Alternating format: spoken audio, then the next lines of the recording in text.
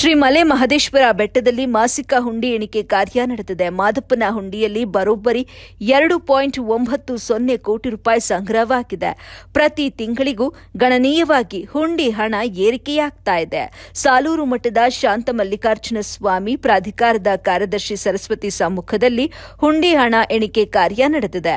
ಹೊಸ ವರ್ಷ ಸಾಲು ಸಾಲು ರಜೆ ಹಿನ್ನೆಲೆಯಲ್ಲಿ ಮಲೆ ಮಹದೇಶ್ವರ ಬೆಟ್ಟಕ್ಕೆ ಭಕ್ತ ಸಾಗರವೇ ಹರಿದು ಬಂದಿದ್ದು, ಹುಂಡಿಯಲ್ಲಿ 2,90,732 ರೂಪಾಯಿ ನಗದು, ಹಾಗೆಯೇ 102 ಗ್ರಾಂ ಚಿನ್ನ, 3 ಕೆಜಿ 355 ಗ್ರಾಂ ಬೆಳ್ಳಿ ಸಂಗ್ರಹವಾಗಿದೆ.